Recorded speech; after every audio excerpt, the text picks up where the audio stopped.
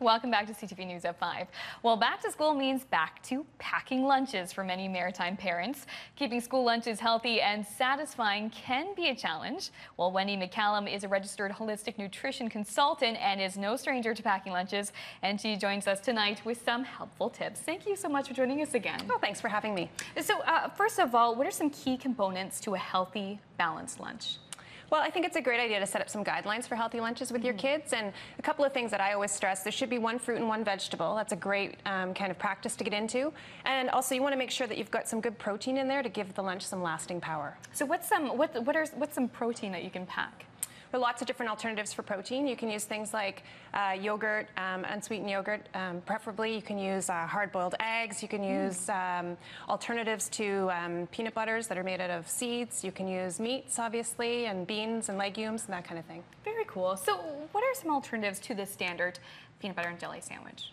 Yeah, that's a problem for parents because obviously there are nut restrictions in most of the schools, so the typical peanut butter can't go to school. My favorite alternative for peanut butter is actually something called sunflower seed butter, which is just a paste, just like a nut butter, so it has the same consistency as peanut butter, and it's made with sunflower seeds. So seeds are school safe in most classrooms.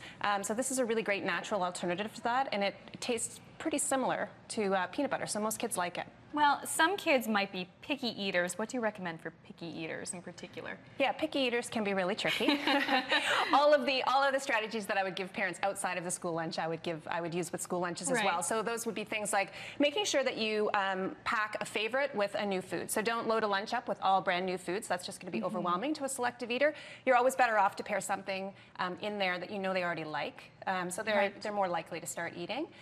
The other thing is, don't put too much food in there. They tend to get overwhelmed if they open their lunchbox, and there's all kinds of stuff. They feel the pressure right away. So, and the last thing would be just keep on trying. So kids, sometimes it takes them 30 times of trying something before they start to like it. So you can't give up. It's your job as a parent to just keep introducing those foods. So don't give up after the first try. Right. What about incorporating treats? What would you recommend? Can you pack a treat every day, or is it best to mix it up?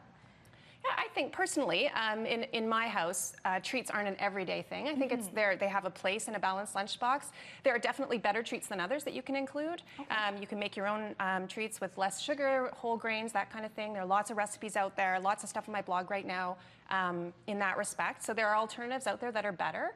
But I think it's also important not to fall into the trap of thinking that you need to have a treat in every lunchbox. And that's kind of a bad precedent to set with kids. So better off to have it in there once in a while and surprise them pleasantly with it.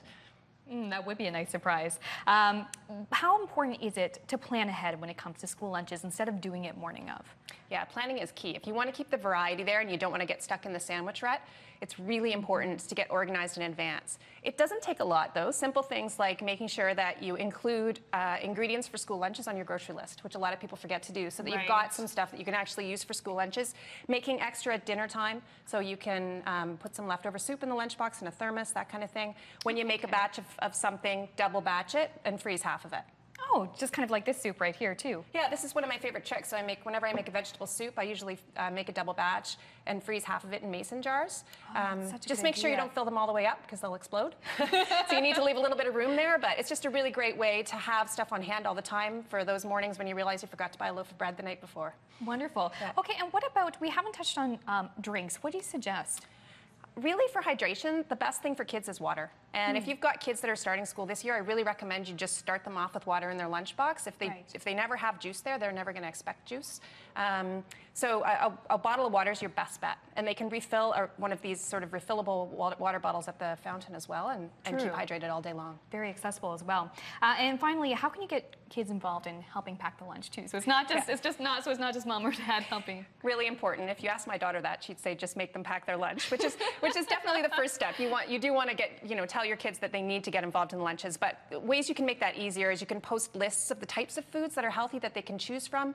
You can remind them of those guidelines: always a fruit, always a vegetable, always a good protein, always something to hydrate you, water preferably.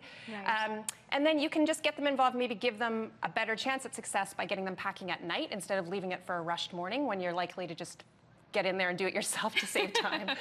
Well, it's all good advice, and school starts so soon, so thank you so much for coming in tonight and sharing all this information. Good luck, everyone. Good luck. Now, Wendy McCallum, she is a registered holistic nutrition consultant, and she has lots of great tips on her website, which you can find in the hot links section of our website, which of course is atlantic.ctvnews.ca.